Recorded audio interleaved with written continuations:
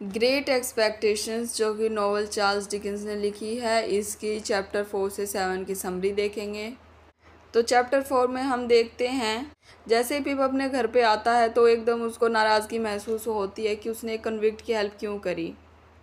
उसको फिर एक पुलिस वाला भी दिखता है जो कि घर पे इंतज़ार कर रहा होता है, लेकिन जब वो घर के अंदर एंटर करता है तो फिर उसको कोई नहीं दिखता। उसको सिर्फ मिसिस जो दिखती है जो कि बिज़ी होती है कुकिंग करने में क्रिसमस डिनर के लिए।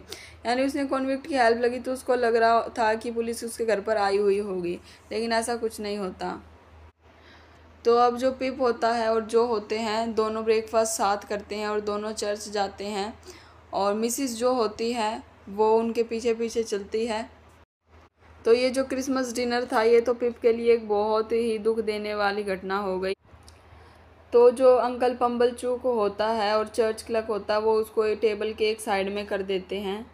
जो चर्च क्लर्क होता है इसका नाम होता है मिस्टर वॉप्सल। पिप टेरिफाइड होता है कि उसने कहीं जो कॉन्विक्ट की हेल्प करी है ये सबको पता ना चल जाए। पिप इस चीज़ को लेकर पैनिक हो जाता है। पम्बलचोक पिप से ब्रांडी देने के लिए कहते हैं। जो ब्रांडी की बोतल होती है उसमें टार वाटर मिला हुआ होता है। अब ये देखकर जो पिप का पैनिक होता है वो और भी ज़्यादा इंक्रीज़ हो जाता है।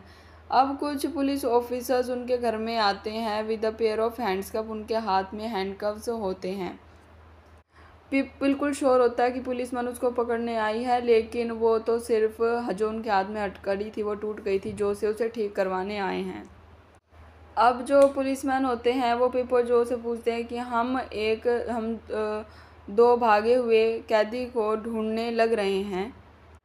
अब पुलिस की ऐसी बातें सुनकर पिप को अपने कॉन्विक्ट के बारे में मतलब परेशानी होने लगती है कि कहीं वो पकड़ा ना जाए। बहुत समय के बाद ढूंढने के बाद दोनों कॉन्विक्ट्स मिल जाते हैं जो कि एक दूसरे से लड़ रहे होते हैं मार्शेस पर। जो पिप वाला कैदी होता है वो पिप को बचा लेता है ये कहकर कि फूड और फाइल मैंने चुराई हैं। अब जो कॉन्विक्ट्स होते हैं वो उनको शिप में ले जाते हैं वहाँ से, और वो पिप की ज़िंदगी से भी चले जाते हैं हमेशा के लिए। पिप को ऐसा लगता है कि अब उसकी ज़िंदगी से वो कैदी हमेशा चले गए हैं। जो पिप को घर ले आता है और दोनों क्रिसमस डिनर खाते हैं।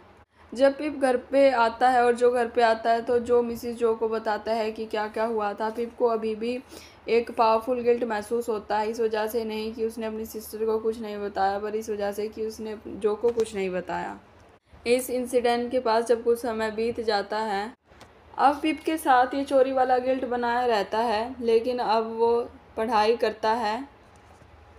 पिप मिस्टर वॉलपोल के स्कूल में जो कि एक चर्च क्लर्क था उसके पास रीडिंग और राइटिंग करना सीखता है। तो वहाँ स्कूल में पिप बिडी को अपना दोस्त बनाता है जो कि वहाँ के टीचर की ग्रैंड डॉटर थी। तो एक दिन जो और पिप बैठे हुए थे, तो जो था वो तो अनपढ़ था। वो पिप के जब वो पिप पढ़ रहा होता है कुछ लिख रहा होता है तो उसको देखकर खुश होता है और एडमायर करता है उसको।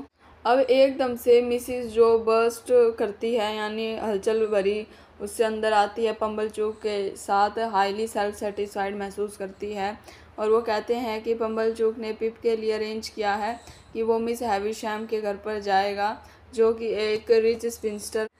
इससे उनको लग रहा है कि वो वहाँ पर जाके उसको कुछ ना कुछ मिलेगा, कुछ ना कुछ फॉर्चून मिलेगा। फिर वो कहते हैं कि जो पिप है वो पम्बलचूक के साथ उनके घर पे चला जाएगा ताकि वहाँ पर पम्बलचूक उसको सिखा दे कि कैसे उसे बिहेव करना है मिस हैविशैम के घर पर। तो जो बॉय होता है उसको एक बाथ दिया, यानी नहलाया जाता है, अच्छा सूट पहनाया जाता है, और फिर पम्बलचूक उसको अपने साथ ले जाता है। अब हम इसमें सेल्फ इम्प्रूवमेंट देख सकते हैं अलग अलग तरीके की, कि जो पिप है वो किस तरीके का बिहेवियर उसको करना चाहिए। ये आता है मोरल बिहेवियर के अंडर। उसकी जो बहन थी मिसिस जो, वो चाहती थी कि वहाँ से इसको फॉर्चून मिलेगा मिस हैविशैम के घर से। ये दिखाता है उसका सोशल इम्प्रूवमेंट। और पिप अपने आप को मतलब वो अपने आप को शिक्षित करना चाहता था, जो कि उसका इंटेलेक्चुअल और एजुकेशनल इम्प्रूवमेंट को दिखाता है।